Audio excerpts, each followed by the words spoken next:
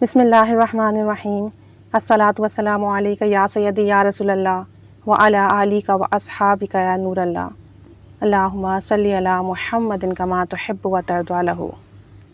اس درود پاک کے بہت سارے مشاہدات ہم سن رہے ہیں، پڑھ رہے ہیں، اور اس درود پاک کا بہت زیادہ فیض لوگوں کو مل رہا ہے اور بہت جلدی مل رہا ہے۔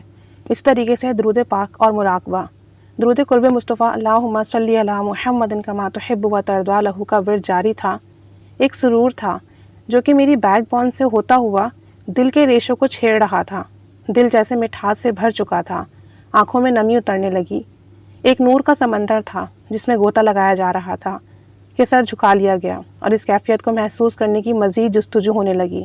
عجیب سا ایک سرور تھا، عجیب سا ایک سما تھا، عجیب سا ایک سکون تھا جسے لفظوں میں بیان نہیں کیا جا سکتا۔ وہ کیفیت کمال کی تھی، وہ لمحہ لاجواب تھا، وہ گھڑیاں یادگار تھیں۔ الحمدللہ چہرے کی آنکھیں بند ہوئیں تو کیا دیکھا کہ پہلے آسمان کا ایک دروازہ کھلتا ہے اور باقاعدہ چرچراہٹ محسوس ہوتی ہے، چرچراہٹ کی آواز آتی ہے اور باقاعدہ چرچراہٹ کی آواز آتی ہے۔ سالک آگے بڑھتا ہے اس جستجو کے شوق میں کہ آگے کیا ہونے والا ہے، دروازے سے گزر جاتا ہے یہاں تک کہ ایک وسیع آسمان انتہائی شفاف موجود ہوتا ہے۔ کوئی شور نہیں، کوئی آلودگی نہیں، کوئی زمین نہیں۔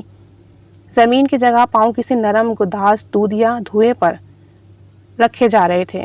پیدل نہیں چل رہا تھا بلکہ اڑ رہا تھا، یہاں تک کہ محلات دکھائی دیے جن کے اندر داخل ہوا تو اندر سے انتہائی خوبصورت صوفے لگے ہوئے، بستر لگے ہوئے، گلابی رنگ کے پردے اور موتیوں سے سجا محل، بہت ہی خوبصورت، انتہائی شاندار، جسے جب سے دیکھا دنیا کے خوبصورت ترین محل آنکھوں کو نہ بھائے۔ اور اس محل سے اندر سے باہر دیکھیں تو دکھائی دیتا، لیکن باہر سے دیکھیں تو اندر کا کچھ نظر نہیں آتا، کچھ دکھائی نہیں دیتا۔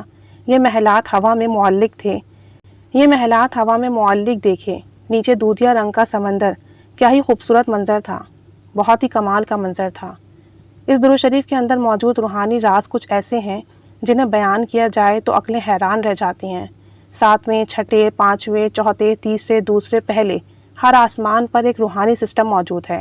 تجلیات آسمان دنیا پر اتاری جاتی ہیں۔ کمال یہ ہے کہ ایک آسمان سے سسٹم دوسرے آسمان کے نظام کے ساتھ جڑا ہونے کے ساتھ ساتھ منفرد بھی ہے۔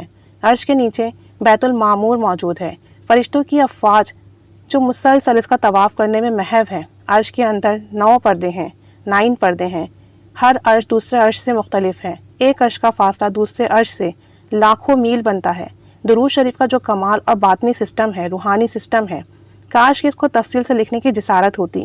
عرض یہی ہے کہ اللہ والوں درود شریف پڑھتے ہیں، کبھی سستی نہ کریں اور درود شریف پڑھتے رہیں۔ اللہ کی قسم درود شریف پڑھنے والا عزت پاتا ہے، دعاؤں کی قبولیت ملتی ہے، عرش پر فرشتے اس کی تکریم کرتے ہیں، اس کی عزت کرتے ہیں۔ درود شریف پڑھنے والے پر ایک وقت آتا ہے دنیا والے اس کی شان و شوکت کو دیکھ کر رشک کرتے ہیں، حیران ہوتے ہیں۔ درود شریف میں صرف دنیا ہی نہیں، آخرت کی بھی بھلائی پوشیدہ ہے، آخرت کی بھی خیر پوشیدہ ہے، آخرت کا بھی نظام پوشیدہ ہے۔ درود شریف سے محبت کرتے رہیں، عشق کرتے رہیں، جڑے رہیں اور پھر کمالات دیکھتے جائیں۔ جتنی محبت سے اور جتنی ادب سے درود شریف پڑھیں گے اتنے واضح کمال اپنی زندگی میں دیکھیں گے۔ اللہ تعالی ہم سب کو درود پاک کا باطنی نظام، درود پاک کا روحانی نظام، ان تمام چیزوں سے جوڑ دے تاکہ ہماری باطنی کثافت ختم ہو سکے، دل کی روحانی کثافت ختم ہو سکے اور ہم پاکیزہ بن جائیں۔ اللہ کریم ہم پر رحمت کی نگاہ فرمائے اور ہمیں بھی درود پاک کا خوب فیض عطا فرمائے۔ آمین بجاہ النبی آمین صلی اللہ علی محمد صلی اللہ علیہ وآلہ وسلم۔ اللہم صلی علی محمد کما تحب و ترضی لہ۔